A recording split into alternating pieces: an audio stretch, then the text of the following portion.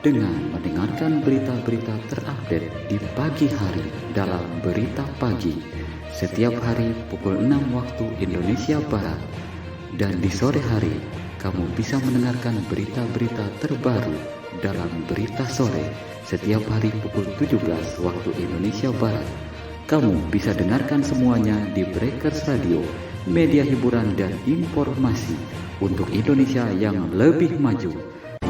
Breakers Radio memberikan yang terbaik untuk kamu.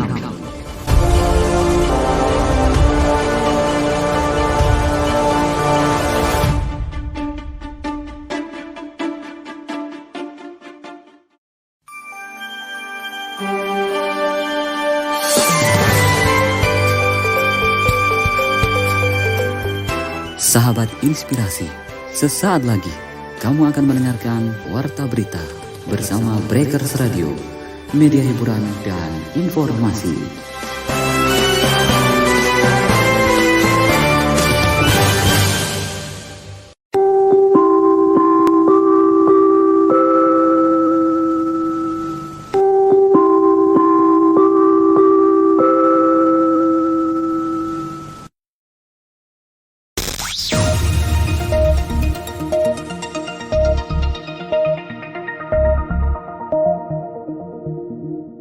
Selamat pagi sahabat Inspirasi. Senang sekali kami bisa menyapa Anda semua di pagi ini di hari Jumat, edisi kerja.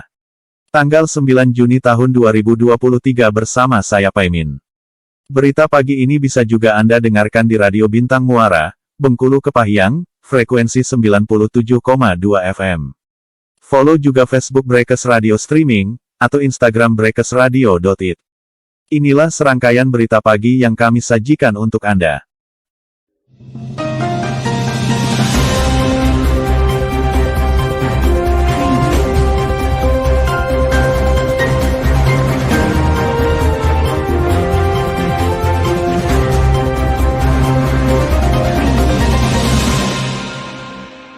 Kita awali berita pertama. Pendengar, sindikat pemalsu oli kendaraan di Jatim punya laboratorium sendiri. Bareskrim Polri menetapkan 5 tersangka pemalsuan oli kendaraan yang diproduksi di wilayah Gresik dan Sidoarjo, Jawa Timur. Polisi mengungkap bagaimana kelimanya bisa membuat oli palsu tersebut. Ya, jadi mereka belajarnya dari, ini kebetulan yang kita amankan ini memiliki usaha resmi, produksi oli juga. Dia tentunya udah memiliki dan punya laboratorium sendiri, kata Dirtipiter Bareskrim Polri Brigjen Hersadwi Rusdiono, kepada wartawan. Laboratorium tersebut digunakan untuk melakukan uji kadar pembuatan oli palsu. Proses pembuatan juga salah satunya dilakukan di sana. Laboratorium tersebut untuk menguji kadar daripada kandungan dalam oli tersebut. Termasuk juga harumnya, wanginya, daripada oli itu, ini dicampur di situ. Artinya tentunya mereka pelajari ini sampai bisa membuat oli tersebut, ucapnya. Terkait dari mana kelima tersangka memperoleh bahan baku pembuatan oli palsu tersebut, polisi masih melakukan pendalaman. Untuk sementara kita masih dalami oli ini dapat di mana. Karena terkait baset oil, kemudian ada zat EG, dan sebagainya ini sedang kita dalami dari mana mereka peroleh, tuturnya. Dia mengatakan praktik pemalsuan oli kendaraan tersebut akan berdampak ke berbagai pihak. Di antaranya pemilik merek yang dipalsukan dan konsumen pemilik kendaraan bermotor. Dengan adanya pemalsuan berbagai merek ini, tentunya akan berdampak kerugian terhadap pemilik merek resmi, juga merugikan terhadap konsumen yang menggunakan merek-merek oli yang palsu ini. Tentunya pemakaian oli palsu dalam waktu jangka panjang juga akan merugikan konsumen terutama kerusakan pada mesin kendaraan, ujarnya. Raup omset 20 miliar rupiah per bulan. Sebelumnya, Bareskrim Polri menyita 36.933 botol oli kendaraan palsu siap edar dari 5 tersangka pemalsu oli di Gresik dan Sidoarjo, Jawa Timur. Puluhan ribu botol oli siap edar tersebut terdiri atas berbagai merek oli terkenal. Ini dikemas dalam kardus kemasan 0,8 dan 1 liter yang siap edar, kata Hersadwi. Dalam produksinya, mereka bisa menghasilkan 312.000 botol setiap harinya.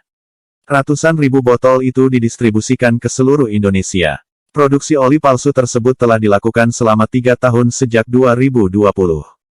Dia menyebut omset yang bisa dihasilkan dalam penjualan oli palsu itu mencapai 20 miliar rupiah per bulan. Totalnya itu kalau per bulan, ini kan tadi ada 3 gudang yang dijadikan pabrik ya, per gudang itu 6,5 miliar rupiah. Jadi kali 3, kurang lebih ya sekitar 20 miliar rupiah per bulan omsetnya, ucapnya. Pendengar, pengamen tewas ditusuk di Senen Jakpus, pelaku ternyata anggota TNI AD. Seorang pengamen gerobak keliling inisial D, 23, ditemukan tewas bersimbah darah dengan luka tusuk di wilayah Senen, Jakarta Pusat tadi pagi. Polisi sudah menangkap pelaku penusukan. Sudah ditangkap tadi jam 11, kata Kapolres Metro Jakarta Pusat Kombes Komarudin saat dihubungi.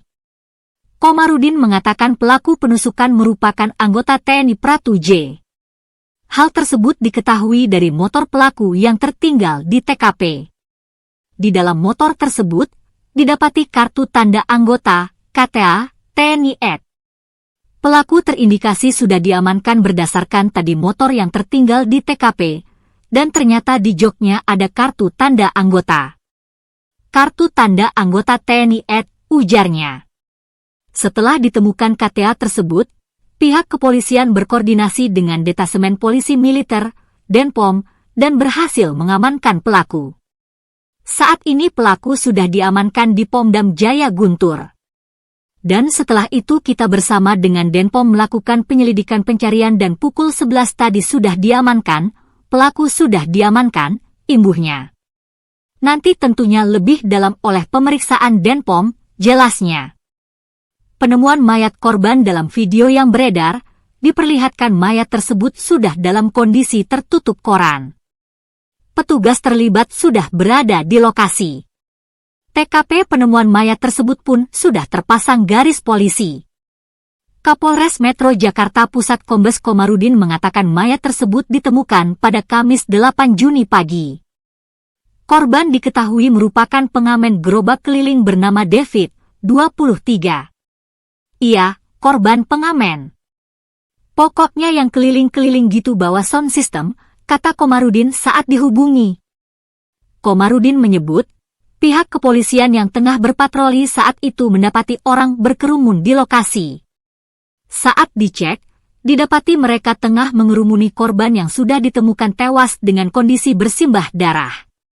4 orang saksi telah kami minta keterangan kawan-kawan korban yang kebetulan saat itu patroli di Senen sedang bertugas. Ditemukanlah orang berkerumun ramai-ramai. Ada orang yang sudah bersimbah darah dan ternyata di sana ada rekannya, ujarnya.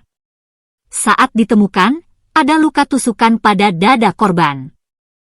Pihak kepolisian masih mendalami kasus yang ada. Kalau luka di korban itu di dada sebelah kanan. Nanti apa YG menyebabkan itu jenis senjata apa yang menusuk itu nanti hasil autopsi, jelasnya.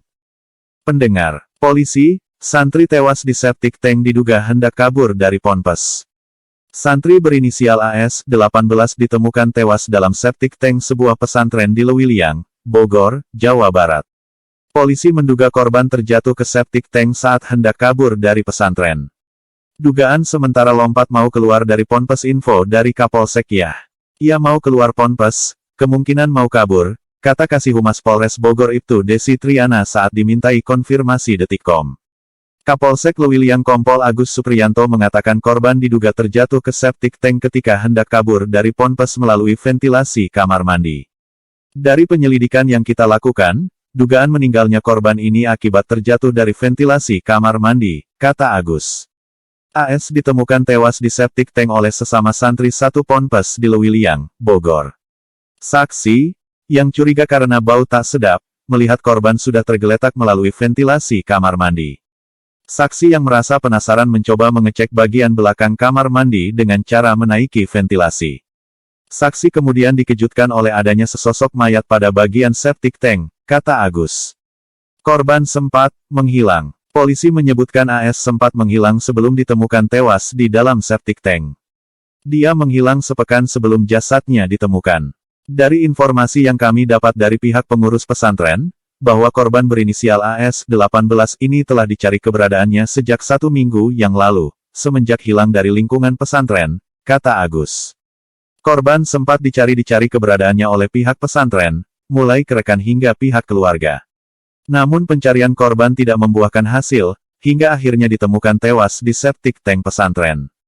Jadi korban hilang sejak 1 minggu yang lalu. Upaya pencarian terhadap AS sendiri sempat dilakukan dengan mencari di sekitaran pesantren ataupun dengan menanyakan kepada pihak keluarga, namun tidak membuahkan hasil, kata Agus. Pendengar, polisi ungkap motif Pratu J tusuk pengamen, dipicu uang sewa sound system. Anggota TNI AD, Pratu J, 27, diamankan setelah diduga melakukan penusukan terhadap David, 23, pengamen gerobak keliling yang ditemukan tewas bersimbah darah di trotoar Senen, Jakarta Pusat. Polisi mengungkap keduanya sempat terlibat cekcok sebelum insiden penusukan. Kapolres Metro Jakarta Pusat Kombes Komarudin mengatakan mulanya Pratu J dan rekan-rekannya tengah nongkrong di Kota Tua, Jakarta Barat. Saat itu korban yang merupakan pengamen gerobak juga tengah bekerja di sana. Pratu J menyewa sound system yang dibawa korban. Kelompok ini, Pratu J, 5-6 orang ini nongkrong di Kota Tua. Korban juga di Kota Tua. Korban yang bawa salon di jalanan. Pelaku dan bersama teman-temannya sedang nongkrong dan korban biasa bawa musik, sound system, jalan-jalan gitu, kata Komarudin saat dihubungi. Saat itu korban menagih uang sewa kepada Pratu J dan kawan-kawan. Namun Pratu J mengaku tidak mengantongi uang tunai dan hendak mengambil uang ke KTM. Sekitar jam 5 mereka diingatkan ini sudah azan subuh jadi silakan selesai. Kemudian, ditagih uang sewa oleh korban, terus salah satu pelaku ambil dulu di ATM. Kemudian mereka sama-sama naik motor ke ATM diikuti oleh korban, diikuti sampai Kramat Raya di TKP, jelasnya. Karena tak kunjung berhenti, korban lantas menyalip kelompok pelaku dan menagih uang sewaan tersebut. Alih-alih membayar, terjadi cekcok di antara keduanya berujung penusukan terhadap korban. Sampai di TKP, disalip korban ditanyakan sudah banyak ATM dilewati kok nggak berhenti. Habis itu terjadi cekcok kemudian ditusuk, jelasnya. Dalam video yang beredar, diperlihatkan mayat tersebut sudah dalam kondisi tertutup koran. Petugas terlibat sudah berada di lokasi. TKP penemuan mayat tersebut pun sudah terpasang garis polisi. Kapolres Metro Jakarta Pusat Kombes Komarudin mengatakan mayat tersebut ditemukan pada Kamis 8 Juni pagi.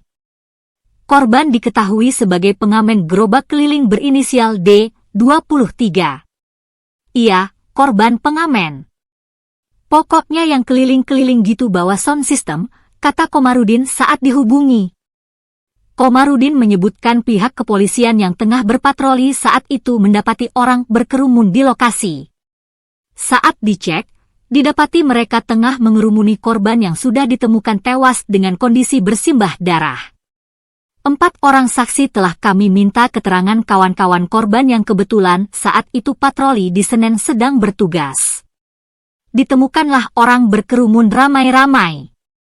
Ada orang yang sudah bersimbah darah dan ternyata di sana ada rekannya, ujarnya. Saat ditemukan, ada luka tusukan pada dada korban. Pihak kepolisian masih mendalami kasus yang ada. Kalau luka di korban itu di dada sebelah kanan. Nanti apa YG menyebabkan itu jenis senjata apa yang menusuk itu nanti hasil autopsi, jelasnya. Terima kasih Anda masih bersama kami.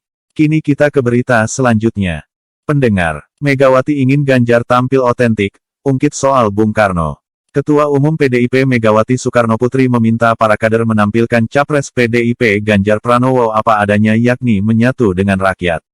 Megawati meminta para kader bersama-sama memenangkan Ganjar dan PDIP di pemilu 2024. Kemarin telah kita bahas Pak Ganjar mau ditampilkan seperti apa, dan saya dengan yakin, Hakul yakin, tampilkan Pak Ganjar dengan otentik, dan sesuai dengan karakternya yang menyatu dengan akar rumput, ujar Megawati saat pidato penutupan Rakernas di Sekolah PDIP, Lenteng Agung, Jakarta Selatan. Megawati lantas mengungkit sosok Soekarno yang sosoknya yang sederhana dan apa adanya. Soekarno selalu bersikap sebagai dirinya sendiri. Sebab kalau kita melihat Bung Karno dari sejak muda sampai beliau wafat beliau dapat menampilkan diri beliau Bung Karno adalah Bung Karno, ucapnya. Lebih lanjut, Megawati juga berpesan ke seluruh caleg untuk bergerak memenangkan PDIP. Para caleg juga diminta mengenalkan sosok Ganjar Pranowo sebagai capres PDIP. Kepada seluruh caleg di seluruh tingkatan segera bergerak, dan jadikan diri Anda sebagai mesin pergerakan pemenangan yang mandiri, pantang menyerah, dan selalu cakap di dalam kerja politik kerakyatan, katanya. Sosialisasikan ke seluruh pelosok negeri siapa yang akan dijadikan capres PDIP yaitu bernama Pak Ganjar Pranowo, imbuhnya. Pendengar, 7 perintah harian Megawati, sosialisasi Ganjar Capres siapkan juru kampanye. Ketum PDIP Megawati Soekarno Putri menyampaikan 7 poin perintah harian kepada seluruh kadernya. Perintah harian itu disampaikan Megawati dalam puncak Rakernas PDIP tahun 2023. Anak-anakku, seluruh anggota, dan kader partai dari tingkat kembali anak ranting, PAC, DPC, DPD, hingga DPP partai, pada kesempatan yang baik ini saya sampaikan perintah harian Ketua Umum untuk dilaksanakan dengan kedisiplinan dan tanggung jawab, kata Megawati dalam Rakernas 3 PDIP di Sekolah Partai PDIP, Lenteng Agung, Jakarta Selatan. Pertama, Megawati memerintahkan kader PDIP untuk memperhebat kerja gotong royong 3 pilar partai untuk memerangi kemiskinan ekstrim. Hal itu juga dalam rangka mendukung program pemerintahan Presiden Joko Widodo, Jokowi, dan Ma'ruf Amin. Pertama, perhebat kerja gotong royong 3 pilar partai bersama pemerintahan Presiden Jokowi Ma'ruf Amin di dalam memerangi kemiskinan ekstrim, tutur Megawati. Perintah kedua, Megawati meminta kadernya untuk mempersiapkan seluruh tahapan pemilu 2024 dengan detail. Megawati menginstruksikan agar seluruh kader mempersiapkan juru kampanye terbaik. Kedua, persiapkan seluruh tahapan pemilu dengan detail. Sekali lagi, detail dan detail. Siapkan juru kampanye yang baik, siapkan saksi yang militan dengan kecakapan tinggi dan ketuklah pintu-pintu rakyat melalui sebuah gerakan yaitu dari pintu ke pintu dengan sopan. Turun ke bawah bersama rakyat, bonding, ucapnya.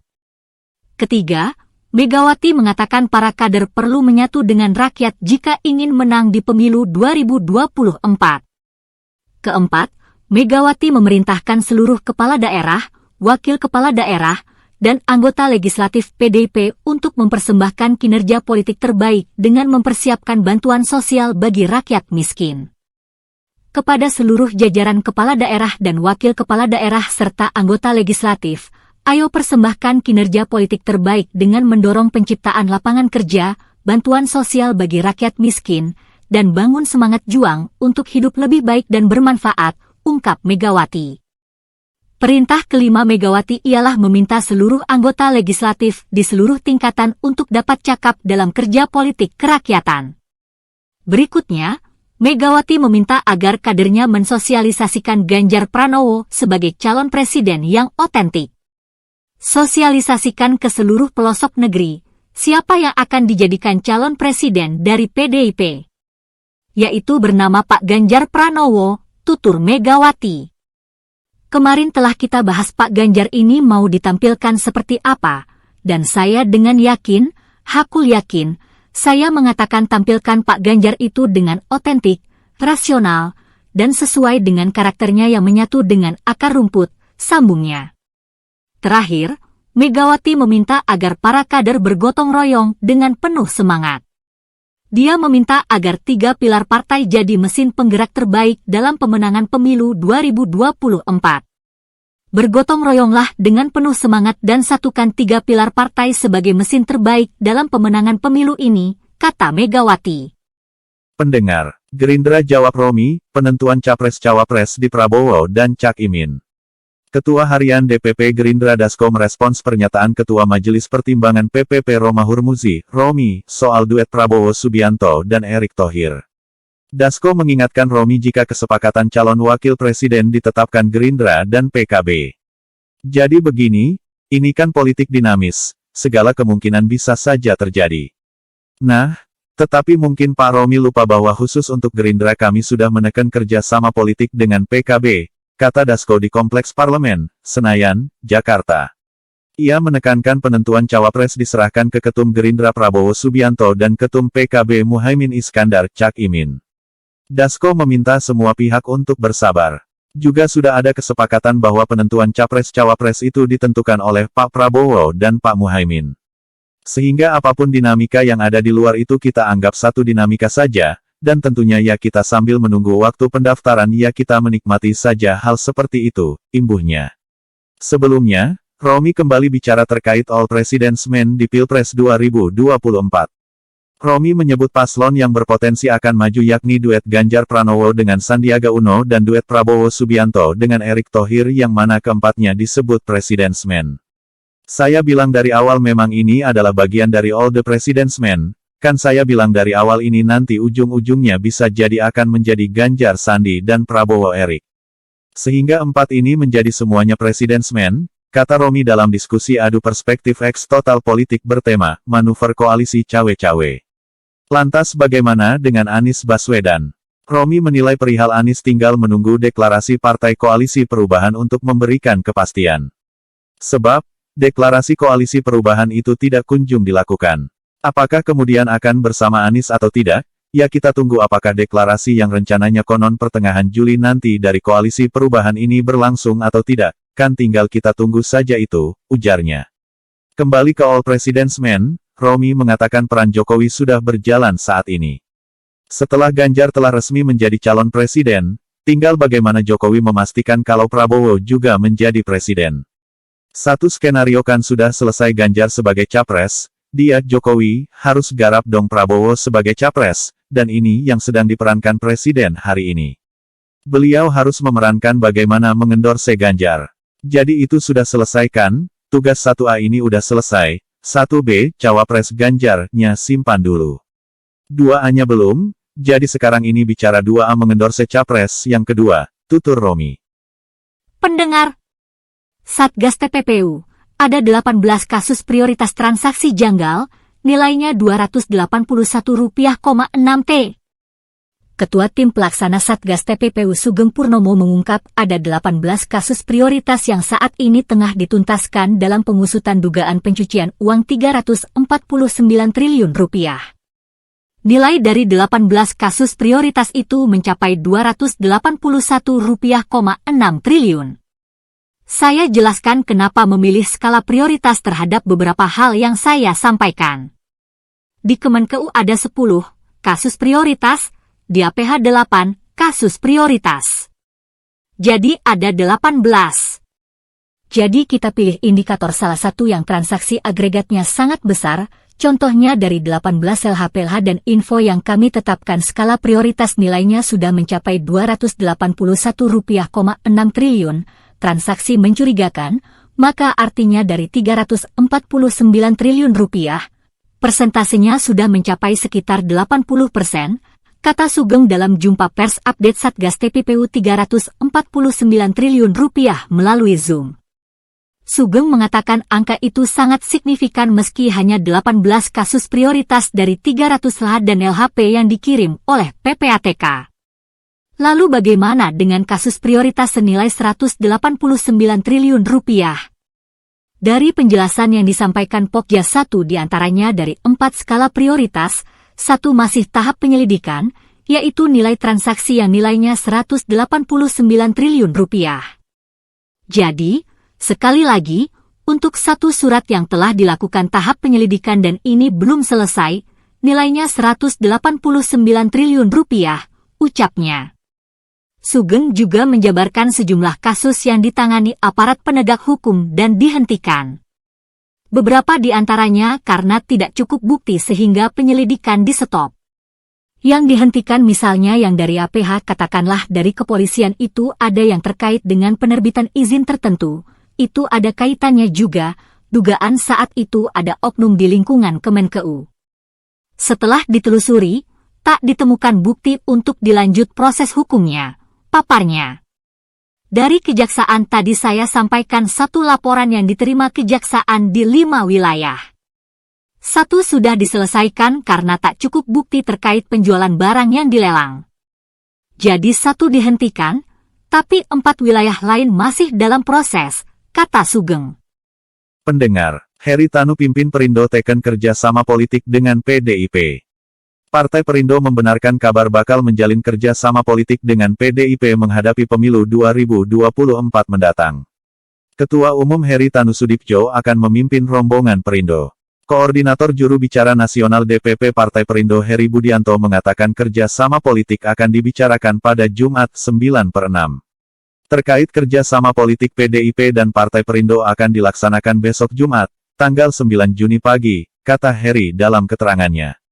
Kendati begitu, Heri enggan menyampaikan lebih dalam soal pembicaraan yang akan dibahas besok. Mengenai substansi kerjasama politik akan disampaikan saat konferensi pers besok, ujar dia. Sekjen Perindo Ahmad Raufik juga mengatakan hal serupa. Benar besok jam 9 Perindo akan ke kantor DPP PDIP dalam rangka kerjasama politik 2024. Sekjen PDIP Hasto Kristianto sebelumnya juga sudah mengungkap bakal ada kerjasama politik antara Partai Perindo dengan PDIP. Ia menyebut kesepakatan kerjasama antara keduanya itu akan dicetuskan pada Jumat besok 9/6. Dan besok pagi akan dilanjutkan dengan kerjasama politik bersama dengan Partai Perindo, kata Hasto di Rapat Kerja Nasional Rakernas PDIP, Jakarta Selatan. Ganjar pernah mengunjungi kantor DPP Partai Perindo di Jakarta pada tanggal 29 Mei lalu. Melalui Twitter miliknya, ia mengklaim pertemuan yang ia sebut MNC Forum itu menjadi ruang diskusi untuk menghadapi tantangan perekonomian global. Sekaligus menimbang kekuatan perekonomian nasional. Terima kasih Pak Heritanu Sudipjo beserta seluruh karyawan MNC Group dan kader Partai Perindo, TGB. M. Zainul Majdi yang juga sudah hadir untuk menularkan niat baik dan kerja-kerja baik kepada kita semua, tulis Ganjar di akun @ganjarpranowo. Ketum PDIP Megawati Soekarnoputri telah resmi menunjuk Ganjar sebagai bakal capres PDIP. Sejauh ini, Ganjar telah mengantongi dukungan dari PDIP dan P3. Namun hingga kini mereka masih belum menentukan sosok cawapres yang akan mendampingi Ganjar nanti. Pendengar, Luhut tak terima istilah penjahat dan Lord dari Haris Azhar. Persidangan kasus pencemaran nama Menko Marves Luhut Binsar Panjaitan di Pengadilan Negeri, PN, Jakarta Timur, Jaktim, diwarnai perdebatan antara Majelis Hakim dan penasihat hukum Haris Azhar dan Fathia Maulidianti. Pernyataan Hakim Ketua Pengadilan Negeri Jakarta Timur, PN Jaktim, Cokorda Gede Artana menuai protes dari kuasa hukum Haris Azhar Fathia Maulidianti setelah melontarkan kalimat bernada seksis. Suaranya kan seperti perempuan gitu loh, kata Cokorda ketika meminta agar salah satu kuasa hukum Haris Fathia lebih keras dan jelas dalam bersuara. Sontak pernyataan tersebut menuai protes keberatan hingga sorakan dari pengunjung sidang yang hadir. Saya keberatan jika majelis mengatakan demikian, mohon dicabut tidak mengatakan suara seperti perempuan, respons salah satu kuasa hukum Haris Fathia. Pernyataan hakim ketua tersebut juga membuat Haris Azhar marah dan langsung berdiri untuk merespons perkataan tersebut. Jangan gunakan perempuan untuk menggambarkan sesuatu yang lemah, kata Haris. Akibat hal tersebut, salah satu kuasa hukum Haris Fathia juga meminta hakim untuk mencabut pernyataan tersebut. Jika tidak ia, mengancam akan melaporkan hakim ke Komisi Yudisial lantaran dianggap melanggar kode etik.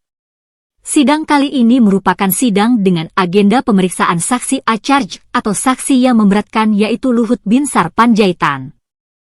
Perkara ini bermula dari unggahan akun YouTube milik Haris Azhar yang berjudul "Ada Lord Luhut di balik relasi ekonomi Ops Militer Intan Jaya. Jenderal Bin juga ada." Dalam video itu yang diunggah pada Agustus 2021 lalu itu tampak Fathia Maulidianti bersama Haris.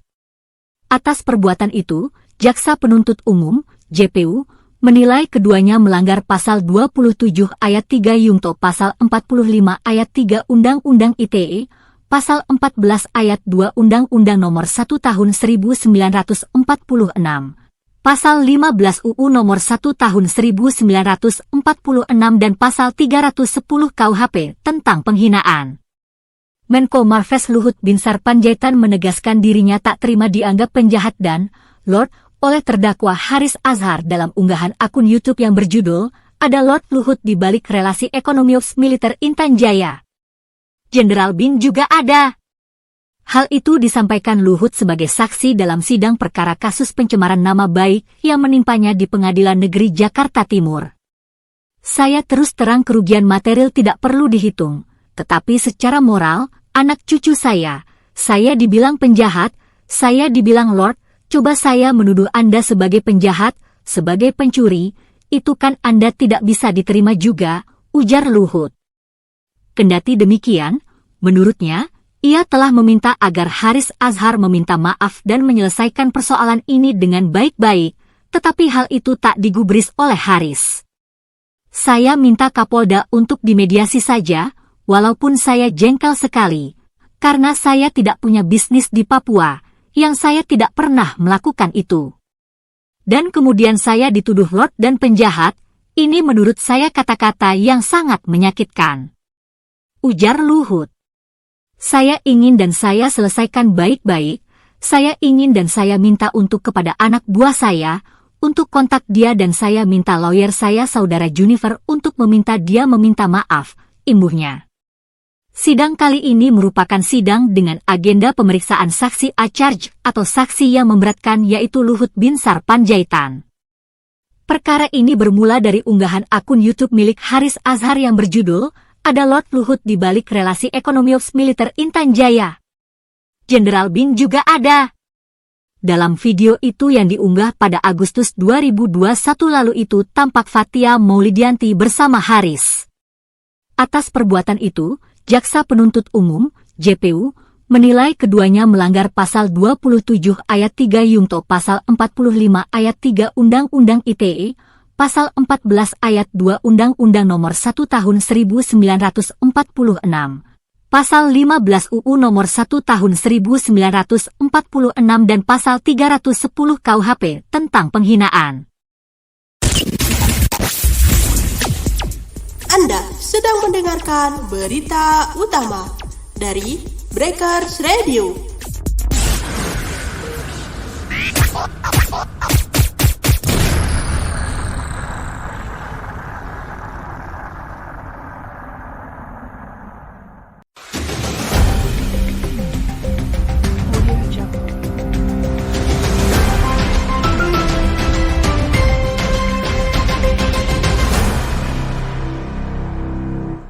Baik sahabat inspirasi, jangan kemana-mana dulu, kami akan segera kembali lagi. Sahabat inspirasi, jangan kemana-mana dulu ya, karena kami akan segera kembali.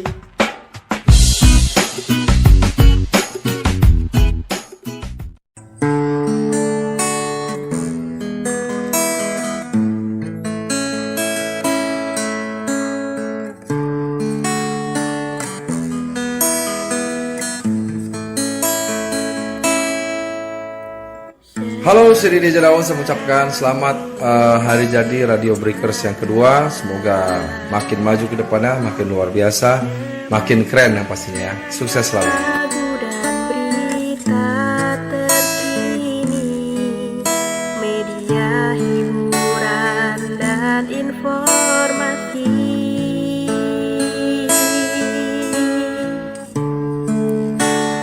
Breakers Radio.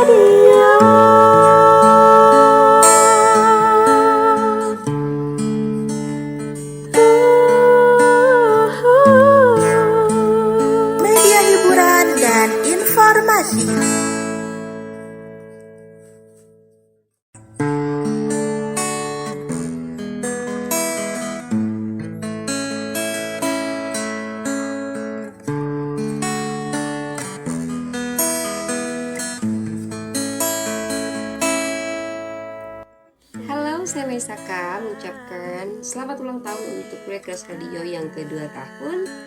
Sukses selalu, semakin jaya di udara dan semakin dicintai para pendengarnya. Dari matamu ku tahu engkau berbohong, dari senyummu ku tahu engkau berdusta. Jadi tak perlu kau tipu-tipu diriku, karena aku tahu kartumu.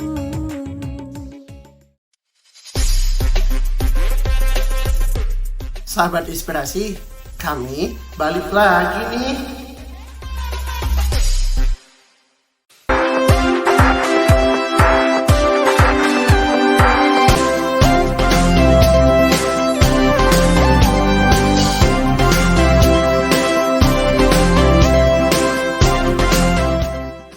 Terima kasih Anda masih bersama kami. Kini kita ke berita selanjutnya. Dari dunia olahraga. Pendengar. Kovacic, Man City itu tim top, gelandang Chelsea Mateo Kovacic memuji Manchester City di tengah rumor kepindahannya. Kovacic mengaku tak menutup peluang hengkang. Kovacic dikabarkan masuk dalam daftar pemain buruan Man City pada bursa transfer selanjutnya. Menyusul potensi The Citizens kehilangan Ilkay Gundogan, yang santer dilaporkan akan hijrah ke Barcelona. Di sisi lain, pemain internasional Kroasia itu memang masih terikat kontrak dengan Chelsea sampai 2024. Namun, The Blues bersedia melego Kovacic karena manajer baru Mauricio Pochettino memang ingin memangkas skuadnya yang terlalu besar. Manchester City bukan satu-satunya klub yang berminat mendapatkan servis Mateo Kovacic. Mantan manajer Chelsea, Thomas Tuchel, yang kini membesut Bayern Munich turut kepengin bereuni dengan Kovacic di Bavaria. Kovacic sedang bersama timnas Kroasia untuk mempersiapkan laga UEFA Nations League melawan Belanda pada pekan depan. Kovacic tidak banyak bicara tentang rumor Man City. Aku masih punya sisa setahun kontrak dengan Chelsea, musim ini memang sangat buruk, ungkap mantan pemain Real Madrid itu dikutip Evening Standard. Semuanya bilang bahwa setelah 5 tahun yang bagus, aku akan berubah tapi di dalam sepak bola itu apapun bisa terjadi. Sekarang, aku fokus pada Kroasia dan Nations League. Manchester City itu sebuah tim top, dan pantas berada di final Liga Champions. Itulah yang harus kukatakan, lugas pesepak bola berusia 29 tahun ini. Musim panas masih panjang, kita lihat saja apa yang akan terjadi. Selama ini Chelsea sungguh fenomenal untukku. Aku mencintai klub dan fansnya, mereka juga mencintaiku. Aku punya banyak memori indah di Chelsea. Kita lihat saja apa yang akan terjadi, sahut Kovacic menanggapi rumor kepindahan ke Manchester City. Pendengar, staf pelatih Argentina sudah dan Lionel Scaloni CS sudah berada di Cina. Staf pelatih Argentina, Lionel Scaloni CS, sudah tiba di Cina. Albiceleste menjalani 2 FIFA Matchday di Asia, termasuk Indonesia, bulan Juni ini. Kabar mengenai ketibaan Scaloni CS di Cina disiarkan oleh jurnalis Argentina yang juga sahabat Lionel Messi, Gaston Edul. Dia berkicau di akun Twitter miliknya, Gaston Edul. Staf pelatih Argentina sudah tiba di Beijing, Cina, kata dia. Argentina akan melawan Australia di Walker Stadium, Beijing, Cina, pada 15 Juni 2023. Setelah itu, Indonesia yang akan dihadapi oleh tim Tenggo di Stadion Utama Gelora Bung Karno, Jakarta, pada 19 Juni 2023. Menatap laga itu, Indonesia sudah menjalani pemusatan latihan sejak pekan ini. Dari 26 pemain yang dipanggil tim Merah Putih, baru ada 15 orang yang hadir. Argentina membawa skuad terbaik untuk tur Asia pada tengah bulan ini. Sebagian besar timnya diisi oleh pemain-pemain juara Piala Dunia 2022 di Qatar. Messi, Angel Di Maria, Enzo Fernandez, Leandro Paredes, sampai Emiliano Martinez disertakan oleh Lionel Scaloni untuk menghadapi Australia dan Indonesia. Penjualan tiket Indonesia versus Argentina laris manis. Dalam 3 hari, tiket itu ludes dalam durasi singkat tak sampai 10 menit.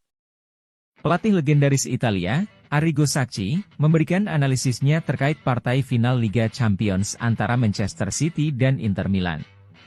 Kedua belah pihak akan berhadapan di Stadion Olimpiade Ataturk, Istanbul, Turki, Minggu, 11 Juni 2023, dini hari waktu Indonesia Barat. Manchester City, yang kalah di final edisi 2021, secara luas dianggap sebagai favorit untuk meraih kemenangan. Apalagi mereka sedang berada dalam kepercayaan diri tinggi usai menyabet trofi Liga Inggris dan Piala FA. Akan tetapi, Inter Milan dipastikan akan berusaha keras untuk merusak pesta treble Manchester City. Lantas, bagaimana cara skuad besutan Simone Inzaghi itu meruntuhkan strategi The Citizens di bawah Pep Guardiola? Berbicara kepada La Gazzetta dello Sport, Sacchi menjelaskan bagaimana Inter bisa meredam Erling Haaland dan kawan-kawan.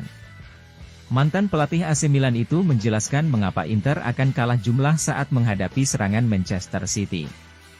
Anda harus mempertimbangkan fakta bahwa City bermain dengan 2 pemain sayap dan penyerang tengah, dan De Bruyne yang sering mendekati mereka, sementara Inter memiliki 5 pemain bertahan, terdiri dari 2 bek sayap dan 3 bek tengah. Ini berarti Nerazzurri akan sering kalah jumlah di lini tengah. 2 bek sayap akan menangani 2 sayap Guardiola, sementara Haaland sendiri akan memiliki 3 bek tengah. Ini berarti, jika salah satu dari 3 pemain tidak mengawal De Bruyne atau Mezzala yang memotong, City akan memiliki 1 atau 2 orang lagi di tengah lapangan di mana mereka dapat melakukan penguasaan bola seperti biasa. Dalam latihan, dengan 5-3-2, karena pertahanan Simone Inzaghi adalah 5 dan bukan 3, Anda kehilangan elemen saat membangun atau menekan tinggi, kata Sacchi. Pria berusia 77 tahun itu kemudian menyinggung tentang bagaimana Inter dapat mengatasi masalah ini. Bukan masalah sederhana. Ketika Milan saya menghadapi Napoli dengan Maradona dan Careca, saya khawatir tidak membiarkan kedua bintang ini mendapatkan bola, jadi saya meminta tekanan yang terorganisir pada pembawa bola. Inter, bagaimanapun, melakukan sedikit tekanan. Saya pikir mereka akan mengatur permainan berdasarkan perhatian defensif dan serangan balik yang cepat. Tidak ada formasi kemenangan untuk mengalahkan lawan. Anda hanya harus memiliki motivasi yang kuat, semangat tim yang tinggi, dan permainan yang meningkatkan kualitas kolektif dan individu. Inter, yang melakukan serangan balik dengan sangat baik, harus fokus pada senjata ini dan harus menakuti Inggris dengan akselerasi ini, sehingga mereka juga sedikit takut dan tidak bebas bermain sesuai keinginan mereka. Jika Inter mampu mengorganisir menekan dengan baik, pemain sayap dan penyerang tengah Guardiola tidak akan mendapatkan begitu banyak peluang. Sebaliknya, jika Anda menyerahkan penguasaan bola kepada City, maka Haaland akan menerima banyak peluang dan itu sangat tidak bisa dimaafkan. Banyak pekerjaan yang harus dilakukan dengan membangun di lini tengah dan pertahanan. Haaland sangat bagus dalam menyerang ruang. Musim ini, tim Guardiola kembali bergerak tanpa bola seperti yang diajarkan manual Total Football. Bertahan selama 90 menit di belakang melawan fenomena ini bisa berisiko karena cepat atau lambat mereka selalu menemukan cara untuk mencetak gol, jelas Sacchi. Inter Milan, yang terakhir kali mengangkat trofi si kuping besar pada 2010, akan mengincar gelar keempat mereka. Sementara Manchester City akan berjuang untuk memenangkan trofi Liga Champions untuk pertama kalinya. Pendengar, Joan Laporta, Messi maunya main di Liga santai, sepi penonton ingin main di Liga yang minim tekanan, Eropa. Presiden Barcelona Joan Laporta sepertinya sakit hati dengan keputusan Lionel Messi pindah ke Inter Miami FC. Messi maunya main tanpa tekanan, begitu ucap Laporta. Messi baru saja mengumumkan akan gabung ke Inter Miami FC mulai musim 2023-2024, setelah kontraknya di Paris Saint-Germain habis. Messi diperkirakan akan menuntaskan proses kepindahannya dalam beberapa pekan ke depan. Kepindahan Messi ke Inter Miami ini juga mengandaskan impian 2 klub, Barcelona dan Al Hilal, yang ingin merekrutnya. Bahkan Al Hilal sejatinya siap membayar 1 miliar euro per tahun untuk Messi. Messi tidak menjelaskan secara pasti apa alasannya memilih Inter Miami, meski disebut-sebut dia ingin mencari ketenangan di sana sebelum pensiun. Apalagi secara geografis, Miami lebih dekat dengan kampung halaman Messi di Rosario, Argentina. Barcelona yang ngebet memulangkan Messi jadi pihak yang paling kecewa. Sebab, klub sudah berupaya untuk melepas para pemain yang kontraknya habis, demi memberikan ruang untuk Messi, tapi tetap tak memenuhi salary cap minimal dari La Liga. Keputusan Messi rupanya bikin Laporta selaku presiden Barcelona sakit hati. Dalam pernyataan terbukanya, Laporta menyebut Messi tidak lagi mau tampil di liga yang kompetitif. Pada hari Senin 5 Juni, agen dan ayah si pemain, Jorge Messi, memberitahukan kepada Presiden klub Joan Laporta terkait keputusan si pemain untuk gabung Inter Miami, meski ada penawaran dari Barca terkait keinginan kedua pihak, FC Barcelona dan Lionel Messi untuk bisa bersama lagi, ujar pernyataan resmi klub. Presiden Laporta memahami dan menghormati keputusan Messi untuk berkompetisi di liga yang lebih santai, jauh dari pemberitaan, dan tekanan yang sudah dialaminya selama bertahun-tahun. Baik Joan Laporta dan Jorge Messi sudah sepakat untuk bersama-sama mempromosikan tribut dari fans Barca untuk menghormati pemain yang pernah dan akan selalu dicintai oleh Barca. Pemecatan Direktur Teknik Paolo Maldini oleh manajemen klub AC Milan dikhawatirkan akan berdampak pada keutuhan skuad rossoneri. AC Milan secara mengejutkan mendepak Paolo Maldini dari jajaran pengurus klub pada Senin, 5 Juni 2023, waktu setempat. Paolo Maldini diketahui tidak sepandangan dengan pemilik klub, Gary Cardinale, soal kebijakan di bursa transfer. Ex-bek dan kapten AC Milan itu ingin agar klubnya mengeluarkan lebih banyak uang untuk merekrut pemain yang sudah mapan dan berpengalaman. Itu termasuk menghilangkan pembatasan gaji yang selama ini menjadi salah satu penghalang AC Milan untuk bersaing dengan klub lain dalam perebutan pemain. Maldini ingin agar AC Milan bisa lebih kompetitif di Liga Italia dan Liga Champions pada musim depan. Namun, Cardinale merasa AC Milan harus tetap fokus mengembangkan pemain muda yang pastinya berharga dan bergaji lebih murah. Tanpa basa-basi, AC Milan langsung memecat Maldini dan rekan sejawatnya, Ricky Massara. Adapun tugas memegang kendali dalam bursa transfer kini dipegang oleh Jeffrey Moncada dan Giorgio Furlani. Keputusan AC Milan memecat Maldini langsung ditanggapi negatif oleh jagat sepak bola. Selepas keputusan itu, lini masa media sosial soal AC Milan langsung diisi banyak hujatan untuk pemilik klub, Gary Cardinale. Tifosi meradang dan menyuarakan tagar Cardinale out. Berbagai pihak juga menegaskan bahwa Cardinale dan AC Milan telah membuat kesalahan besar. Dari media sosial para pemain AC sendiri, juga terpantau tanda-tanda mengkhawatirkan.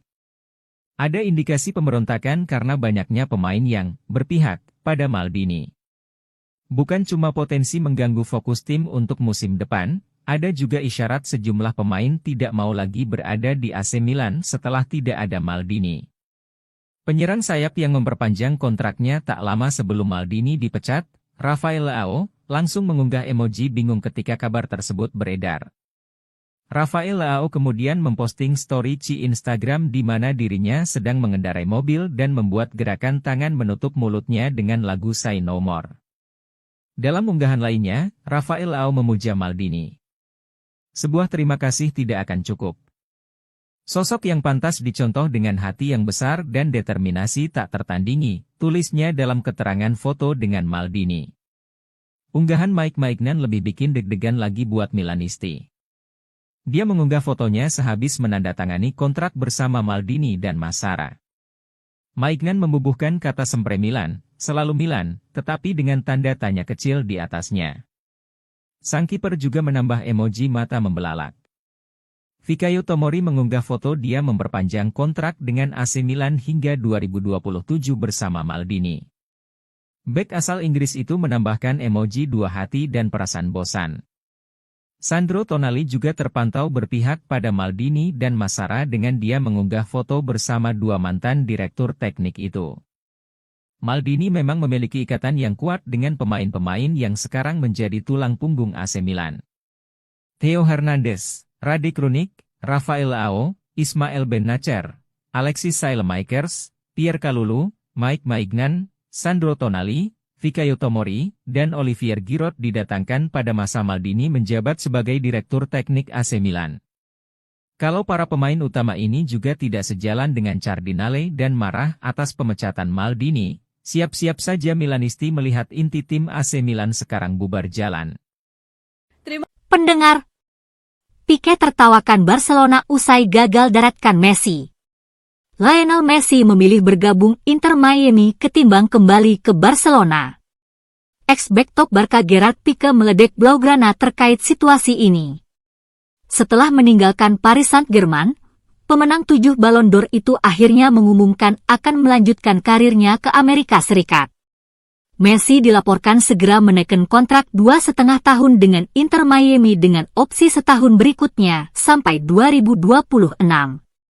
Dengan demikian, Messi berarti telah menolak mega tawaran dari klub Arab Saudi, Al Hilal, serta kepulangan ke Barcelona, klub yang pernah dia perkuat di sebagian besar karirnya.